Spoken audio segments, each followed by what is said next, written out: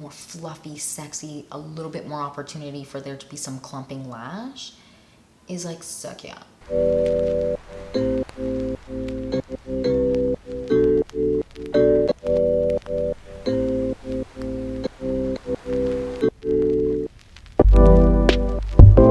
Hi you guys, welcome back to the Clean Beauty Code. I am so excited for today because today we're talking about mascara.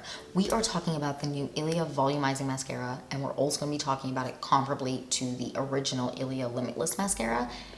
And freaking jazzed because I know that you know, actually you might not know, and if you're new here, thank you so much for being here, but if you do not know, the original Ilia mascara is genuinely one of my favorite mascaras of all time, so I'm so freaking excited to kind of do a compare and contrast for you guys. We're also going to be trying them on, which is why I'm not wearing any mascara and my eyes are sunken into my face so that you can see kind of side by side how they apply. I'm very excited. I have a lot of thoughts.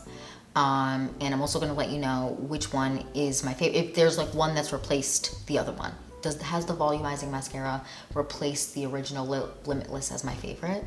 Or does the Limitless Mascara remain the most triumphant, the most worn, my favorite mascara?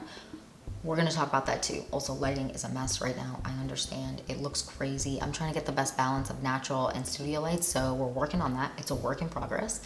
But I'm excited to get into this video, so I just want to jump in and get started. So if you're excited for this video and more videos like this, then please like and subscribe.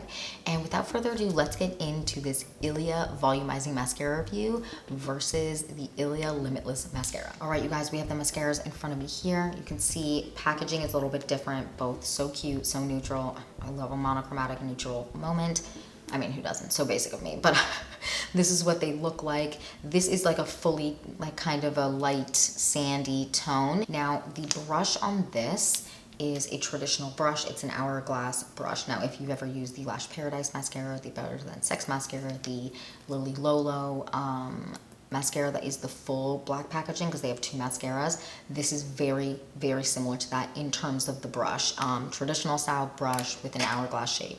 The original Limitless mascara has a plastic brush, and you can see that it's double-sided. So the bristles on one side are shorter than the other. And I really like that actually about this. I don't always love plastic brushes, but I really do like this specific plastic brush. I think it does a really, really good job.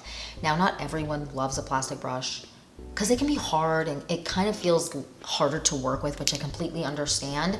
But this has a traditional classic brush. Now, the way that this applies is really interesting. So I'm going to try it on camera, but this, I say this with every volumizing mascara. I'm going to say it until my last dying breath. You need to clean off the mascara wand. You just do. You just do. These mascara wands specifically with volumizing mascaras, not all, but most, have so much product on them. So much product. Just the most product ever. And then you have the issue of, first of all, clumping can be a huge issue with stuff like that. And you know what? Sometimes I like a clumpy lash too, but it really depends. So cleaning off the brush with all volumizing mascaras, but I'm definitely saying it with this, you need to clean off the brush because it can get clumpy.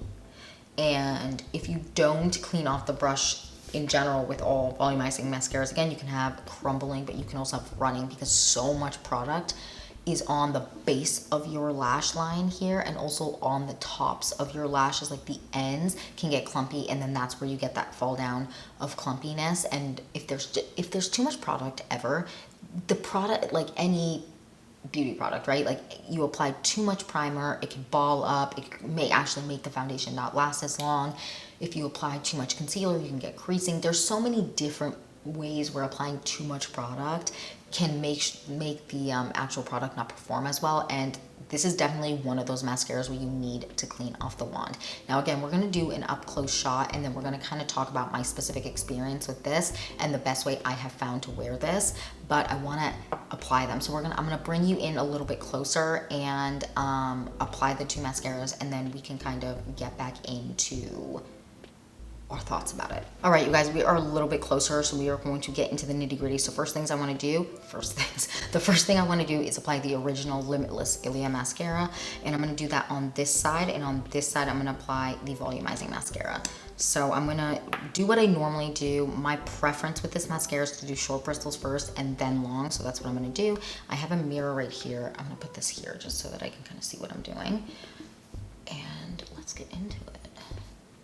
Okay, so that is this. This side is the Limitless Mascara, and you can see what I love about this is I have the option for it to be more volumizing or less. Now this, the long side for me, I apply that second because I feel like then if I need to go in with the shorter side at the end, once I have one coat of the short side and then one coat of the long side, and just kind of make sure that the lashes are a little bit more separated, I can do that. This mascara does not clump. I don't have any issues with that. It doesn't, I don't have issues with running in general.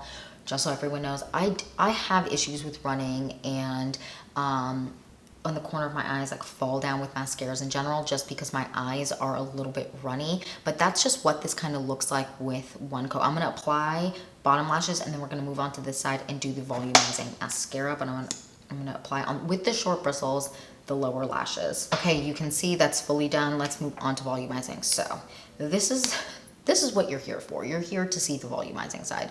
So this is what it looks like when you pull it out. Just going to show you how much product is on this, and I don't want it to focus on my face.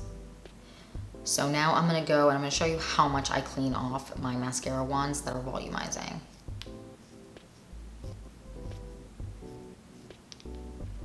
Make sure you get the tip because that always has so much product on it.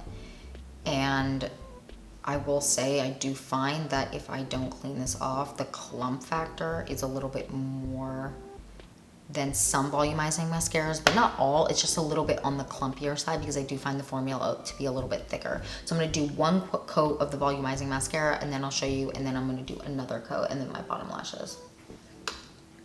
Let me move the mirror so that I actually can see what I'm doing. Trying to not have it in the shot, but you know what? Sometimes you just gotta. So you can see here that this is one coat of the volumizing mascara versus this side. This is like eye is fully done. So you can definitely see the difference there. One coat of this is definitely a little bit more volumizing. And since I cleaned off the wand, I'm actually not re-dipping this wand in. I let this dry ever so slightly for a couple seconds, the amount of time it takes me to talk to you, and then I reapply. I find if I re-dip, it just becomes a clumpy mess. And that's the thing with products. You have to find the best way to use them for yourself, because sometimes if they don't work, it's just the way you applied them or the way you use them. And you kind of have to work your way up to it working for you, if that makes sense. Work your way up. Like, you just have to find the way that it works for you. All right, I'm going to go on with the second coat because there's still a ton of product on this brush. And I think a lot of the time, again, with volumizing mascaras, like, that is an issue for people. Now, I love like a clumpy lash sometimes, so if I do want a clumpier look, then I will 100% re-dip. But for day-to-day, a clumpy lash look isn't my favorite, but sometimes a little clump, she's cute. Sometimes a little clump is cute. It is. It just is so cute. All right, so I'm going to do my bottom lashes, and then we're going to talk about it. Got a little bit of mascara on my lid and stuff, but I'll get a spoolie and clean that off. So in general, if I get mascara on my face, I will wait for it to dry, and then I will take a spoolie and just like kind of scratch it off, and there's no issue. And it literally takes no time for it to be removed. Okay, so this is the difference here. You can definitely see more volume on this side. I really cleaned off the brush like very thoroughly. Now that you can kind of see it side by side, I do want to apply a third coat, which I will sometimes do because I did do 3 coats on this side. I'm going to do 3 coats on this side just so that you can kind of see what happens. That isn't my favorite way to apply this mascara, but I feel like side by side, because I did 3 coats on this side, I'm going to do 3 coats on this side. So let me apply 3 coats. I'm going to clean off this mascara brush again. You can definitely see a difference now of the two comparably to each other. Like, this is definitely more separated lash, a little bit more, I don't know, I feel like this is more daytime appropriate. This one, actually, you know what? It really doesn't matter what I think. Some people love like an aggressive lash during the day, and like that, I think that's so cute, like aggressive lashes for life. But I would say that this is more daytime appropriate, and this one is less so. I would wear this still out at night if I only wanted to do, like, let's say if you're a big like Glossier lash slick type of person, one coat of this mascara here, the Limitless Mascara, will do you, and it'll be still like really separated and beautiful. But if you're looking for a separating mascara, this is the mascara for you. If you're looking for true like aggressive volume, this is for you. If you love a clumpy lash, this is for you. This one here, I would say this is definitely more of a Better Than Sex style mascara in the way that it applies, but also in the way that it wears. This reminds me a lot of that. These two mascaras give you a very, very different look. You can just see that on my lashes here. This one, because of the way that the brush is, you do not really have clumping. You can definitely see the difference. I'm gonna look up and you can kind of see the difference here of like the mascaras and how they wear and how they look. They're still both beautiful, but they're very, very different. Again, super volumizing, a lot of product on the brush. You can have the opportunity, not the opportunity, you can have the occasional clumping, running if you do not clean off this mascara wand. However, with this one, you don't really have that. I don't have to clean off the mascara wand, but sometimes a really like more fluffy, sexy, a little bit more opportunity for there to be some clumping lash is like suck yeah. And like, who doesn't love a sexy lash look? It's just dependent on your preference, honestly. I like both of these mascaras a lot. I will definitely keep wearing this.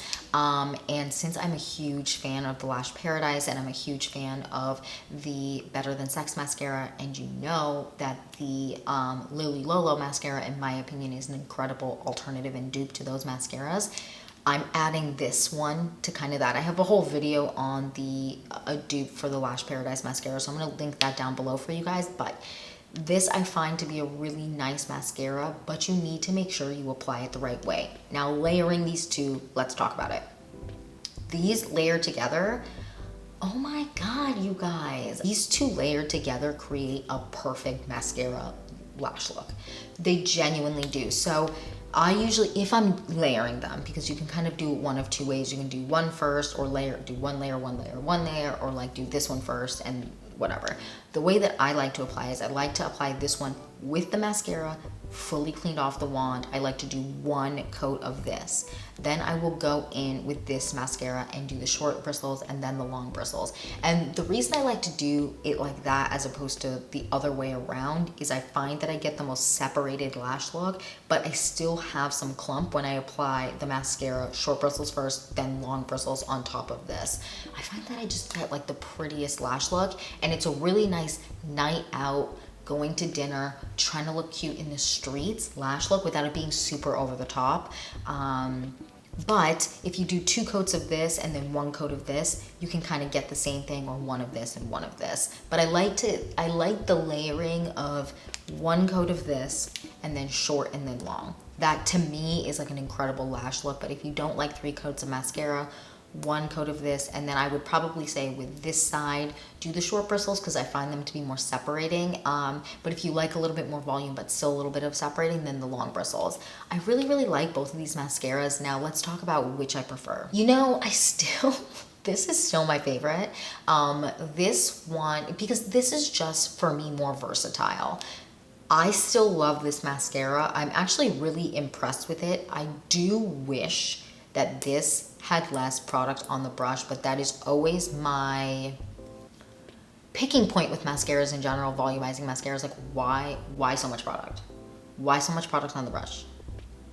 Like, why? Please help. But I understand to create that volume, you need kind of a thicker consistency formula. And this is definitely a thicker consistency in terms of formula. But also it feels thicker because of how much is on the brush, but also the type of brush that is with this mascara, if that makes sense.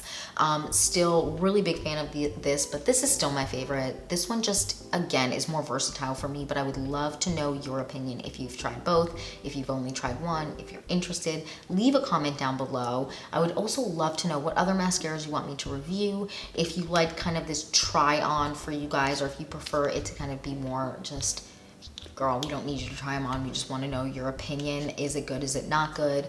Please let me know down below. I'm always trying to figure out a way to give you guys what you're looking for in terms of videos. And yeah, that's it for my Ilia Volumizing Mascara versus Ilia Limitless Mascara video. I hope you guys liked it. Thank you so much for watching. Please don't forget to like and subscribe, and I will see you in the next one. Bye guys.